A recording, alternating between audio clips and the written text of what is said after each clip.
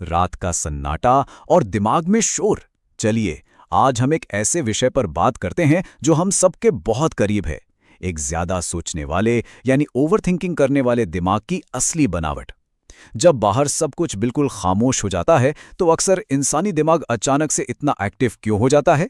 मनोविज्ञान के नजरिए से आज इसी बात का गहराई से विश्लेषण करेंगे।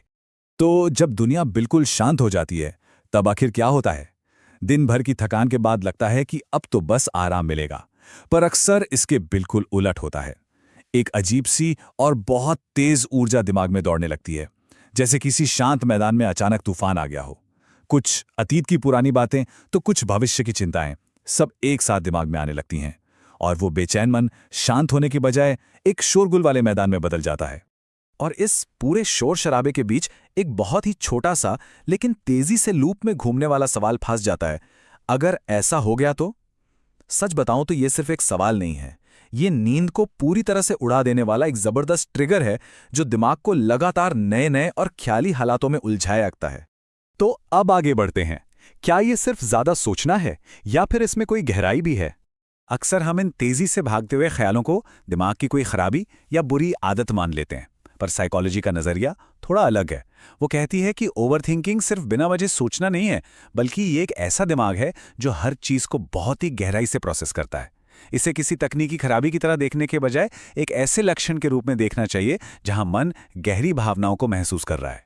चलिए, अब इस ओवरथिंकिंग करने वाले दिमाग को थोड़ा और करीब से समझते हैं। रात के वक्त दिमाग की इस तेजी के पीछे मुख्य रूप से 4 मनोवैज्ञानिक स्तंभ काम करते हैं। पहला है पुरानी गलतियां, दूसरा भविष्य का डर, तीसरा भावनात्मक जुड़ाव और चौथा चिंता और असुरक्षा। यही वो 4 बुनियादी पिलर्स हैं जो उस पूरी रात की बेचैनी का आधार बनते हैं। आइए इन्हें एक एक करके खोलते हैं। तो पहला कारण है पुरानी गलतियों को दोहराना। होता क्या है कि ओवरथिंकिंग करने वाला दिमाग पुरानी सिचुएशंस और गलतियों को किसी फिल्म के रीप्ले की तरह बार बार चलाता रहता है। ऐसा लगता है जैसे उम्मीद हो कि इस बार रीप्ले करने पर शायद कहानी का अंत ही बदल जाए। और इसके साथ आती हैं वो पछतावे वाली आवाजें, जैसे उफ, मुझे वैसा नहीं बोलना चाहिए था, या काश मैंने वो फैसला नहीं लिया होता। ये अंदर की बातचीत एक बहुत भारी बोझ बन जाती है।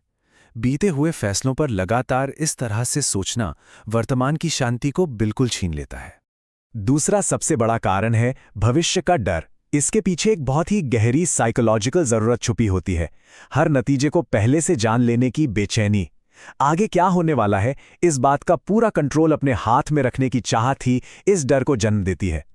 और यही वजह है कि दिमाग हमेशा सबसे खराब स्थिति यानी वर्स्ट केस सिनेरियो के लिए खुद को तैयार करने लगता है। एक तरह से दिमाग अपनी तरफ से एक मजबूत ढाल बना रहा है। वो सोचता है कि अगर वो सबसे बुरे अंजाम की पहले से कल्पना कर लेगा तो शायद अचानक लगने वाले झटके से खुद को बचा पाएगा।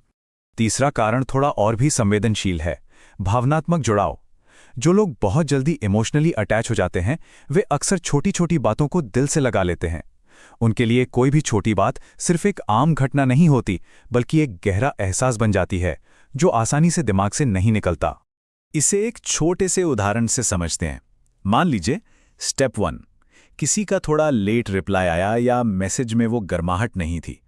अब यहां से शुरू होता है स्टेप 2। दिमाग तुरंत अपनी तरफ से नई नई और जटिल कहानियां बुनने लगता है। एक साधारण सा लेट मैसेज भी बहुत बड़ा लगने लगता है और दिमाग उस कहानी के हर पहलू को खंगालने लगता है। और इन सबके बिल्कुल कोर में यानी सबसे गहरी सतह पर काम करता है हमारा चौथा पिलर, चिंता और असुरक्षा। ये एक ऐसी चीज है जो ऊपर से दिखाई तो नहीं देती, लेकिन अंदर ही अंदर एक बहुत बड़ा असर डालती है। दरअसल ये छिपे हुए डर कुछ ऐसे होते हैं, रिजेक्ट हो जाने का डर, अकेले रह जाने का डर, या फिर किसी के लिए काफी ना होने का डर। ये वो दर्दनाक असुरक्षाएं हैं जो ओवरथिंकिंग के इंजन में ईंधन का काम करती हैं। यही वो जड़ें हैं जो इन विचारों को इतना शक्तिशाली बना देती हैं। लेकिन यहां एक बहुत ही हैरान करने वाला ट्विस्ट आता है। आइए देखते हैं कि दिमाग का यह रक्षा तंत्र आखिर कैसे काम करता है। यही इस पूरी चर्चा की सबसे चौंकाने वाली बात है। दुनिया मानती है कि ओवरथिंकिंग एक कमजोरी है, यह एक बहुत बड़ा मिथक है, लेकिन मनोविज्ञान इसका बिल्कुल उल्टा और एकदम सटीक सच बताता है। असल में ओवरथिंकिंग खुद को हर्ट होने से बचाने का एक बहुत ही एडवांस्ड डिफेंस मैकेनिज्म है। दिमाग हर चीज का इतना विश्लेषण सिर्फ इसलिए करता है ताकि दोबारा कोई दर्द ना सहना पड़े। यह कोई कमजोरी नहीं, बल्कि एक सुरक्षा कवच है। और ये सच्चाई हमें इस बहुत ही गहरे विचार तक लाती है। जो लोग सबसे ज्यादा मुस्कुराते हैं वो रात में सबसे ज्यादा सोचते भी हैं। ये लाइन उस अदृश्य बोझ को दिखाती है जिसे बाहर से सबसे खुश दिखने वाले लोग अपने अंदर दबाए रखते हैं। दिन की वो चमकती हुई मुस्कान अक्सर रात की एक लंबी और गहरी सोच में बदल जाती है। तो इन सब बातों का निष्कर्ष क्या है? चलिए एक ओवरलोडेड दिल की बात करते हैं। इन सभी मनोवैज्ञानिक कारणों को समझने के बाद रात के उस संघर्ष को देखने का नजरिया बिल्कुल बदल जाना चाहिए। सबसे अहम बात यह है कि कभी भी इस बेचैन दिमाग से नफरत मत कीजिए। हाँ, जब नींद नहीं आती तो चिड़चिड़ाहट होना लाजमी है, लेकिन अब यह साफ है कि यह दिमाग सिर्फ खुद को और भावनाओं को सुरक्षित रखने का एक भारी काम कर रहा है। और यही आज के इस विश्लेषण का सबसे बड़ा और सशक्त निष्कर्ष है। ये जो बोझ है ना, ये किसी थके हुए दिमाग का नतीजा नहीं है, बल्कि असल में ये एक ओवरलोडेड दिल का नतीजा है।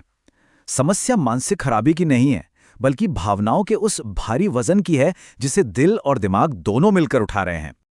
आखिर में यह एक बहुत ही जरूरी सवाल सोचने के लिए छोड़ जाता है। क्या दिमाग सच में सिर्फ थका हुआ है या दिल पर बहुत ज्यादा बोझ है? जब भी अगली बार विचारों की आंधी आए तो इस सवाल पर जरूर विचार होना चाहिए, क्योंकि इस शोर को समझने का नजरिया यहीं से बदलता है।